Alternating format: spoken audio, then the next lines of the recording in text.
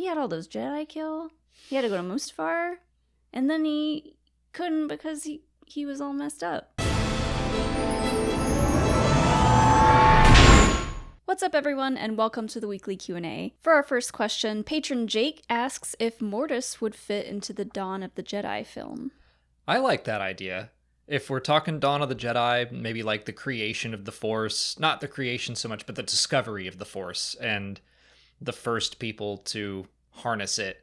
I really like the idea that they would do some very weird stuff in that movie. Yeah, I mean, everything from the Mortis arc seemed very old.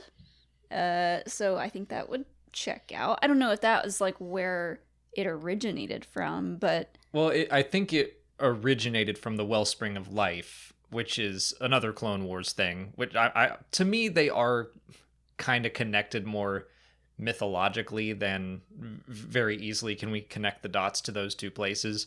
But it's all kind of the same weird Force stuff that I would like to see. Yeah.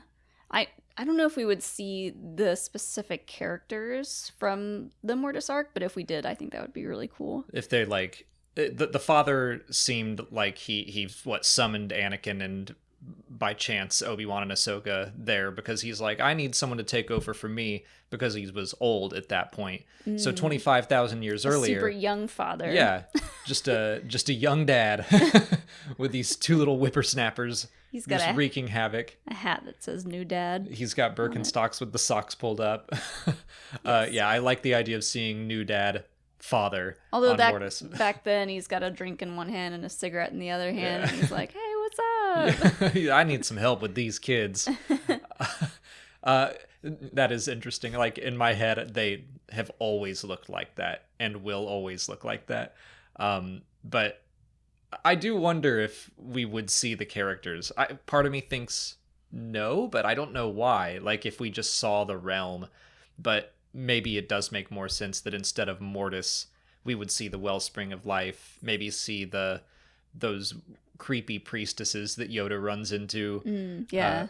I wouldn't mind seeing any of that. It's all of it I'm worried would be too weird for like my parents to come in and watch and just be like, what is all of this? Well, I think this is the perfect place for it because you are getting into the very beginning of the Jedi and how they came about. So if you're starting from such a beginner place, you can do anything at that point. And we know so little about Mortis and the father and the son and the daughter and the Wellspring of Life.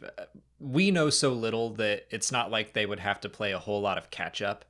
But yeah, seeing something like the Wellspring would be such a cool thing to see in live action on screen. But, you know, we might not do any of that. I would love it if the origins of the Force and the Jedi were rooted in that kind of Mortis world between worlds, just weird stuff. But they might keep it a little more simple. But the fact that, you know, the ancient Jedi, they had murals of the Force wielders, of the father and the son and the daughter. So someone somewhere encountered them. Yeah. So maybe here. And where do the Wills fit into all of that? Yeah. Are they around at that point? And maybe they could take some ideas that George had for the sequel trilogy, bringing them all the way back into the ancient times and like, yeah, let's dive into the Wills and what they are. Little tiny microorganisms. Let's start there. Something originated the Force and helps communicate it. And we could dive into midichlorians, which I feel like is something that Star Wars has shied away from since The Phantom Menace. And the Revenge of the Sith, but I think that would be the perfect place to do it, like you said. Like, let's get weird now that we kind of can, now that everyone will be on the same page a little bit. Framed Citizen wants to know if we'll see any new Force abilities in future movies. To kind of build off of not just the Dawn of the Jedi, but like, I think the origins of the Force will show us something new. I think the new Jedi Order movie will also show us something new. Maybe not it so much in the Heir to the Empire movie or whatever that's going to be, just because we don't know if like Ahsoka or Luke or someone will be central. But I don't think we're ever going to be done seeing new ways that the Force works. Yeah, I guess I was thinking in the future, but like in some of the High Republic stuff, we've seen them not really use new abilities per se, but they're using the Force differently. Yeah, well, I mean, I think that is kind of what it's all going to boil down to. I mean, the idea that Elzar Mann and Avar Kriss made it rain, literally. They basically affected the weather because they were like, okay, well, hold on. If we can affect how something moves, then why couldn't we affect, like, why can't we move things at a molecular level? Yeah, they literally pulled moisture out of the clouds. They like created clouds to make it right. I can't remember exactly how it worked. They made a tiny rain cloud. But yeah, just a little one to cool things off. But yeah. Stuff like that, where it's just kind of extrapolating powers that already exist. And it's like, well, if a Jedi can do this, why can't they also do this? And I think sometimes they might seem a little weird, get some pushback, but people had pushback against Luke pulling the lightsaber to his hand in The Empire Strikes Back. Like, every single movie has shown us something new about the Force and how it works. Like, wait, all of a sudden you can shoot lightning out of your hands? Like, when was this a thing? Mm-hmm. So I don't think we're ever going to be done with that. And we got the Force Skype stuff in the sequel trilogy. I think a cool Force ability to see maybe in future movies would be kind of like in Game of Thrones when they would like warg into animals. Yeah. If they can Force Skype, if Luke can sit in one place and like project himself in another place, like I wonder if they could project themselves into like an animal or something. That's similar. Interesting. Like, and now you're bringing up philosophical, would that be a light side or a dark side power? I'm also trying to remember if that had precedence in Legends or anything. It wouldn't surprise me. But it's like now you're kind of dominating the will of an animal. You're just borrowing it. Well, yeah. I mean, like, that would be the interesting discussion to have was... it feels like something a dark sider would do, but maybe not a light sider. What about when Baby Yoda put the Rancor to sleep? I mean, that was affecting it, but he didn't enter its mind and take control of it. But like, that could be the light side version of that, of just, I'm going to calm you and soothe you. Whereas a Sith might see a Rancor, pop his head into the Rancor's head and just wreak havoc. Yeah. Like, that seems plausible to me. I mean, you you do something similar in the video games. Like, you can use the Force to affect the enemies to then fight other enemies. Confusing enemies, right. I mean, yeah, that's just like a mind trick. Yeah. I don't know. There's a lot of... you talking about warging. Like, to me, that is my brain is in that animal, and I am actively controlling it. Yeah. That, I don't know. There's a lot of possibilities when you talk about mind control or mind tricks and stuff like that. And that's exactly what I'm talking about. It's like, where if you can mind trick a person or an animal, like, how far does that go? And I think you could keep taking it a step further. So yeah, I think it's interesting. I think through all things, the Force are possible. Vance Hatton asks if Tanalorr could appear outside of the Star Wars Jedi series. I think so. I mean, that's, especially when you put could in there, it's like, given enough time, so many Star Wars stories will connect back to one another. But the fact that Star Wars Jedi Survivor seems to pretty firmly take place at least close to phase 1 of the books and comics and stuff, I'm like, I will not be surprised if there is a reference to Tanalorr or Kobo, Dagan Gera. Maybe we'll find out what happened to Santari Kree. Like, I think that the future upcoming books and comics will probably have a little bit of connective tissue back. Yeah. I'm not super far in the game, so I don't know a whole lot about Tanalorr, but because the High Republic is so vast at this point, anything's bound to get mentioned in a book or a comic or something like that, and it is supposed to be a hidden place, so I bet some people maybe don't want it to be mentioned because it's supposed to be like something that not a lot of people would have known about, but maybe some of the Nile could bring it up. Yeah, the Nile is interesting. Now, I will say I think I'm talking more a mention of Tanalorr. Will it actually appear? The Nile is an interesting thing to explore because we know that they make it to Tanalorr. We don't know why they didn't stay. We don't know how they found it. And even the databank says something like how they found Tanalorr is a mystery for now. And so that does seem like something the books and comics could touch on. And why did they leave it? I mean, I guess there's nothing really there to raid or plunder, so they were probably there to just attack the Jedi, and then they were like, okay, well, I guess we'll go. It's boring here now. Yeah, there's nothing else to do. Leftist Hominid wants to know our favorite LGBTQ plus Star Wars content from the past year. The first thing that jumped to my head was, and I probably said this last year as well, but Dr. Aphra. Not the most recent issue that came out this past week, but last month's issue ended the whole saga of the Spark Eternal, and we had Aphra, Sana, Magna Tolvan, Just Lucky, Ariel, and just about every character in that series at this point is queer in some way, and they all had really great scenes with one another. The Sana stuff with Aphra was especially moving, where Sana admits that she loves Aphra, but Aphra's a mess, which is true and fair. So she's like, I can't be with you right now, breaks Aphra's heart. That whole issue was like a roller coaster of, oh, look, they're getting together. Oh, no, they're not getting together. And it was just an issue about relationships, and it was very moving. But Alyssa Wong, throughout Dr. Aphra, her run of Dr. Aphra has been great at telling these relationship stories. And I just remembered that by the time this video is out, it will be Pride Month, and I feel ashamed that I don't have any of my Pride shirts on. There's several more weeks. Okay. I just had another one pop into my head. Marin. Yeah. Sam Maggs wrote an incredible book, mostly about Marin, and her relationship with Fret. I keep wanting to call her Fret. That relationship was really interesting and a really fun one to read about. Vel and Cinta from Andor were good ones. Vel and Cinta was an interesting one to watch because it seemed very much like they were just going to hint at it the whole time.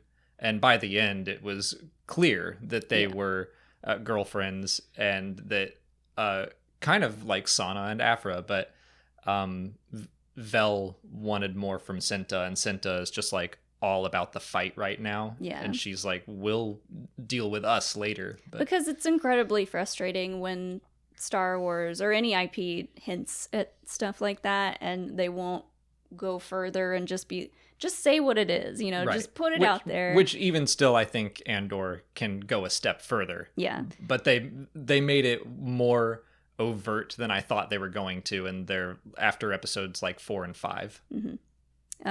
And then shout out to Young Jedi Adventures. Yeah, it starts with an N. Nash. Yes. So Nash has two moms in the Young Jedi Adventures. They're only in 1 or 2 episodes, but that was just a nice, pleasant surprise to see. Yeah, it was very cute. Yeah. I'll shout out the High Republic Adventures as well. And Daniel Jose Older has a whole host of characters who are super entertaining. But there's 2 characters that are part of Maz Kanata's crew, especially, that are very fun. And I can't remember their names off the top of my head. But one of them is a pirate, and the other one is the lawman who's always chasing them. But they also have an on-again, off-again relationship. And so that it's Smokey and the Bandit. Yeah. But a romance? I never watched Smokey and the Bandit, so either. I can't comment on that. Now a word from our sponsor, Babbel. Molly and I just got back from Star Wars Celebration in London, and it's really given us the itch to see more of Europe. If you have an upcoming summer trip abroad, my go-to travel hack is Babbel. Whether you're a seasoned traveler or embarking on your first adventure, communication is key to fully experiencing a new culture. That's where Babbel comes in. Babbel is the language learning app that sold more than 10 million subscriptions. Thanks to Babbel's addictively fun and easy, bite-sized language lessons, there's still time to learn a new language before you reach your destination. I took Spanish in high school and college, and completing the short lessons on Babbel has been a great way to refresh my understanding of the language again. You only need 10 minutes to complete a lesson, so you can start having real-life conversations in as little as 3 weeks. The lessons are expertly crafted around real life, so you can learn to have practical conversations. And there are a ton of ways to learn with Babbel. Beyond lessons, you can access podcasts, games, videos, stories, and more. Plus, it comes with a 20-day money-back guarantee. Shriwook and Huttese aren't options yet, but you can choose from 14 languages, including Spanish, French, Italian, and German. Start your new language learning journey today with Babbel. Right now, get up to 55% off your subscription when you go to babbel.com/Star Wars. That's babbel.com/Star Wars for up to 55% off your subscription. Babbel, language for life. On to YouTube questions. Joe Mikowski asks, what unfinished Clone Wars arcs we would most want to see? Well, I think the one that I feel would be most relevant now to see is the Boba Fett Cad Bane arc, where Cad Bane was going to train Boba Fett to become as good as Jango Fett, just so he could prove that he was better than Jango Fett. The one that ends in the shootout, like that animatic exists, and a lot of people have seen it now. And it seems to be very clear that it did happen. If you watch The Bad Batch or the Book of Boba Fett and you see that metal plate on Cad Bane's head, you're like, if you know, you know. Yeah. Selfishly, I'm going to say the Ventress stuff, just because I wanted more from her. And we got a great book, but I wanted to see that arc play out. That I would also love to see on screen. It was supposed to be like 7 parts. It was supposed to be really long. I think it would have been great. Ventress deserved to have her story completed on screen, I feel. But at least we did get Dark Disciple, which was like, that was the first Star Wars book I remember in the new canon that really had me like, oh my gosh, this is, I read through that one so fast. So yeah, if we could see that played out on screen, that would be great. But since we got the book, I'm okay with it. Right now, the whole Boba Fett Cad Bane stuff, to me, part of it is the frustration of making the complete canon timeline and not having anything. It is. Yeah. Selfishly for me, I don't have any official imagery of that, and I don't want to use the animatic. That would look weird. So it is pretty rough looking. Yeah, I just want one good shot of Boba Fett and Cad Bane in their shootout. Yeah. Alexander Kinnison and Stuart Lugsden both want to know our feelings on the Galactic Star Cruiser shutting down. Yeah, we're pretty late to the party on this. We need to maybe bring back our news roundup videos, or now that things have slowed down a little bit and there isn't official like stories coming out constantly, we could probably cover the news a little more extensively again. But yeah, this happened like a week and a half ago. I could try to pull out what we talked about on the Lego stream, because I know we brought it up on one of our Lego live streams, but we did talk about it a little bit on there. I don't want to get super far into my feelings on it because I feel like it's old news and we've already kind of talked about it. But 2 people asked, so it's a bummer. I'm not surprised it happened. I was surprised when I think I was just downstairs playing Survivor and you were like, the Star Cruiser shutting down. I was like, what? I didn't believe that was happening, but I mean, with all of the other things Disney's going through, like layoffs, and they're taking stuff off Disney Plus, which is all like, honestly, that upset me more than the Star Cruiser. Like, I had worked through my feelings of like, oh, Star Cruiser's way outside of our budget, and I don't think we'll be doing that anytime soon. I figured we would wait until they cut the price in half in a couple years. That's what I was expecting. I should say, when I say I wasn't surprised, my first thought was, wow, okay, I thought they would have cut the price at least before just completely shutting it down, or maybe they just shut it down temporarily. So part of me was surprised that it was just over, like kaput, done. And so I do hope that they get a chance to bring it back or do something with it, because it was really cool and we do know a bunch of people that got to go, but yeah, it was just too expensive for most people. Yeah. And I don't know, we're not huge theme park people. It's something that when they announced it and they were showing it off, I was like, looks neat. I think I would enjoy my time there.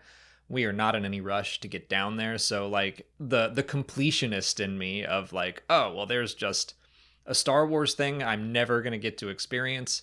I am bummed about that, but I'm not like, we didn't make it a priority at all to go do it. So on the other hand, I'm like, I'm not that upset. It would have been so nice if they took some of the ideas from the Star Cruiser and just added them to Galaxy's Edge, because we've been to Galaxy's Edge several times now and it's great, but like you need more to do that isn't spending money like shopping and eating and like that's that theme park life. Yeah. Well, getting into Oga's Cantina is near impossible. Like you have to make reservations months and months in advance, and if you happen to get in day of, it's because you're sitting there like refreshing the wait list and trying the whole time you're there to get in. So like if they had just more of an open area performance type thing, that would be nice if they incorporated some aspects of the Star Cruiser just in the park itself, because once you ride all the rides, spend all the money you're going to spend, there's nothing to do but walk around and spend more money. Yeah, I mean, that's what a theme park is. I know. Ride, spend money. Wait in line. Yeah.